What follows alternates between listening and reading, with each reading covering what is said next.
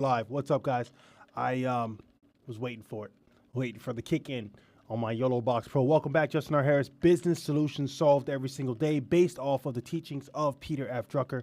Told you guys, go get the book. It's in the link. Scroll down below. It's not wasting any time here. Let's just go ahead, go get it. Order it. The link is there. It's Amazon. Go there.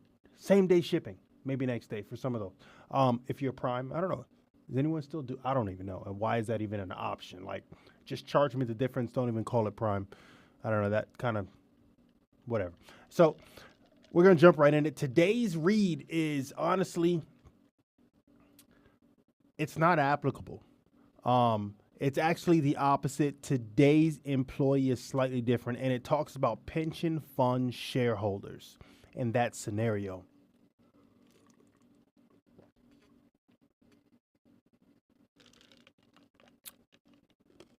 It's just water. I'm thirsty. All right, so here we go. Let's get right into it. I'm going to read it to you. Okay, we're going to cover the point. I'm not going to spend a lot of time there because I'm going to tell you exactly what it is today.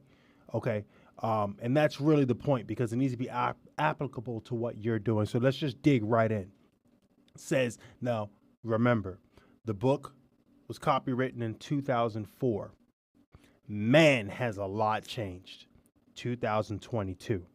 Okay, here we go. The new corporation will have to balance short-term performance with the long-term interests of pension fund shareholders. Maximizing short-term performance will jeopardize, why did I just screw that word up? The interests of pension fund stockholders. Significantly, the claim of the absolute primacy of business gains that made shareholder sovereignty possible has also highlighted the importance of the corporation's social function. The new shareholders, whose emergence since 1960 or 1970 produced shareholder sovereignty, are not capitalists in the traditional sense. They are employees who own a stake in the business through their retirement and pension funds. That sounds familiar, right? You probably hear that. For those who are younger, you hear that from your parents or your grandparents, right? And they talk about their pension or their retirement or stocks and this and that. You have some companies that still kind of use that as a new thing. It's not new at all, but they do it in different ways. Like as far as real estate companies go, it's what? XRP.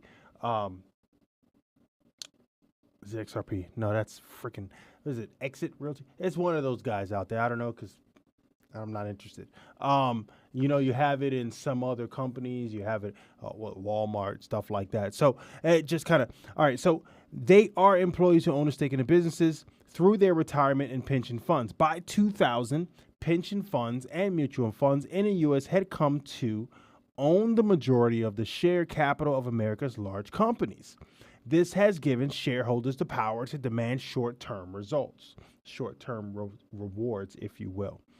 But the need for a secure retirement income will increasingly focus people's minds of the future value of investment.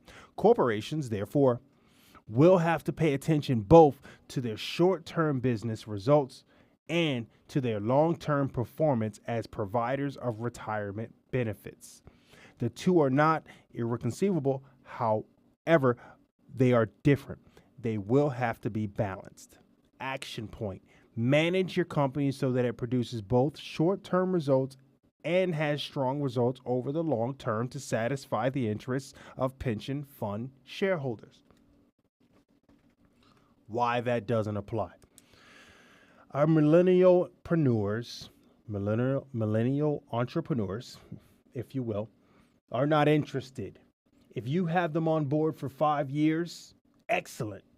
If you get them on board for longer than 5 years, you have a unicorn. If they stay on less than 5 years and they're only there for a year or a few months, there's your norm right there. These people want to get paid today. They want to get paid the day before today, right? So they want to be paid yesterday. And so that's how that works. They want to be paid according to their skill set, what they provide, and they don't want to work every single day. 8-hour days are probably not ideal. You see where I'm going with this. So if they can't commit on that kind of long run and having a pension or anything like that takes years to develop. You can't even actualize or take possession of your pension until you've been with a company for so many years before it's even something that you could pull out if you wanted to and even qualify. So you see all these different things. Same thing with, the mutual fund.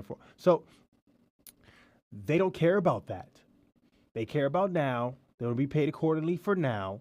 And that's why that doesn't work. Okay. So how do you reward them? They do understand stocks. They do understand shares.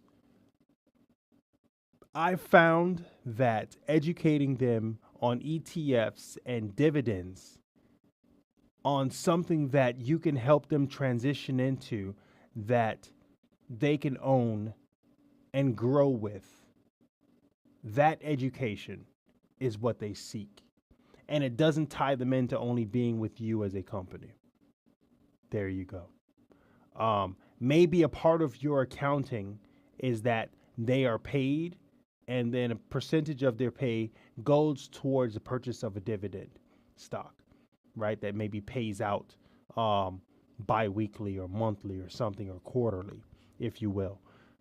Now you're setting them up for a value factor, a business model for them that doesn't leave them stuck with you. So what ends up happening when they're done getting paid with you, then it just stops dropping money into their dividend, right? They're whoever they have their ETF with, right?